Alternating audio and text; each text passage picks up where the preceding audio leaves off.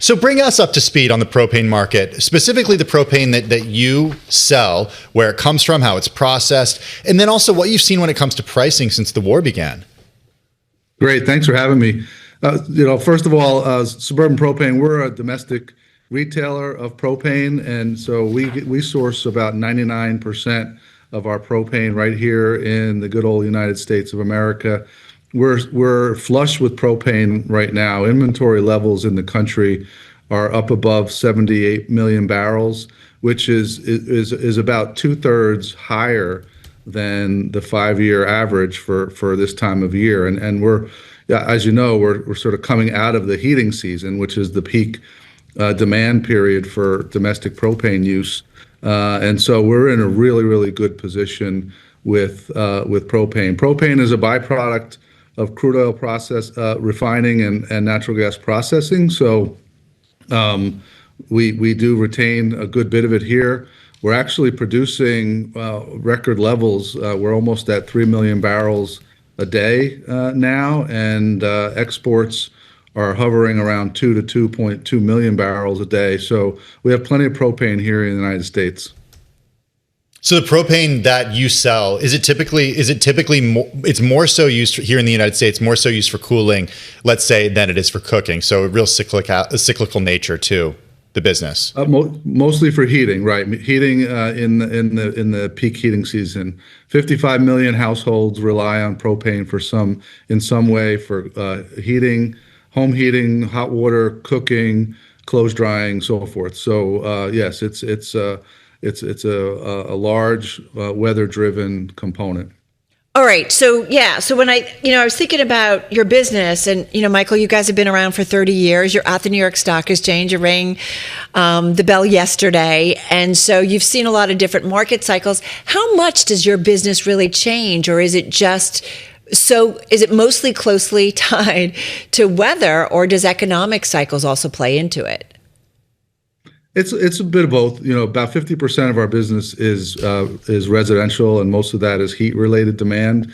But even with that, obviously, economic factors do affect how the consumer thinks about their own budgets and where they spend their money. So in challenging times, you can see some conservation kick in. But the other 50% of our business is providing energy to commercial businesses, industrial uses, government uses, agricultural uses.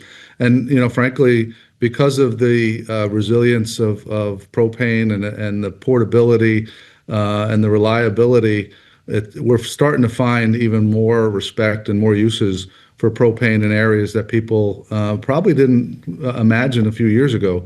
Things like EV charging stations and even small-scale power generation for data centers. Wow. These are areas where the portability and the ability to stand up a propane storage and deliver to that storage wherever the demand is a real advantage that we have. So are you saying in some cases there are EV charging stations that are off the grid and instead powered by propane, or is that a backup power source? No, that's the prime power for some of those off-grid charging stations. There's a generator behind the scenes that's powered by propane. So interesting. I was having a conversation with someone in the newsroom earlier about EVs, and he was basically like, you're just, using carbon from a different source when you're using EVs. Well, Well, you got to charge it, right? You got to charge those batteries. Which is why you think about not perfect solution. Hey, Mike, one thing I do wonder, as you say that there are new uses coming, and I found that interesting, small power for data centers.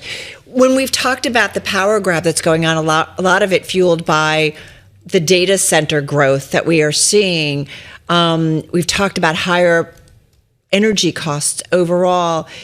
Does that ultimately lead to more people using propane or more businesses using propane? I'm just curious, because we've said all hands on deck when it comes to energy sources, whether it's nuclear, solar, wind, of course, carbon, it's all going to be needed. So I wonder where does propane fit in potentially?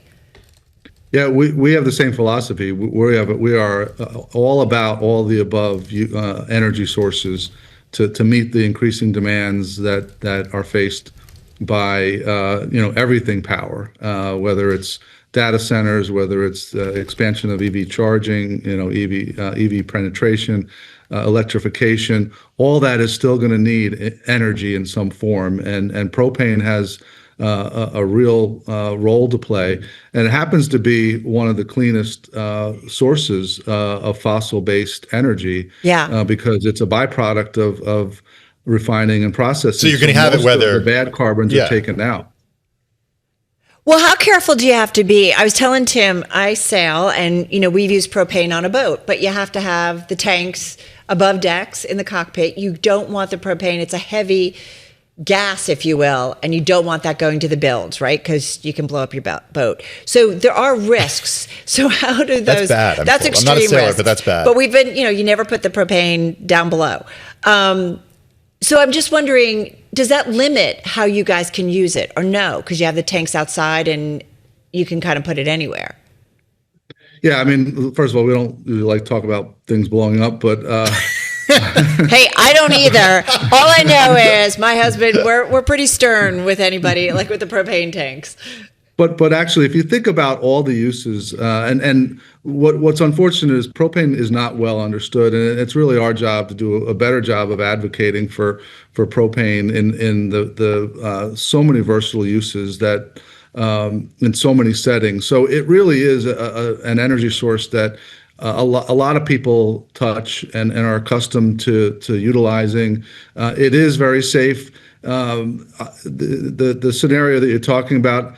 The tanks, as long as nothing's leaking and they don't find an ignition source, then they're safe. Generally, we don't necessarily advocate for utilizing the tanks indoors, but the reality is the appliances that are running on propane are indoors as well. So we have safety is our highest priority.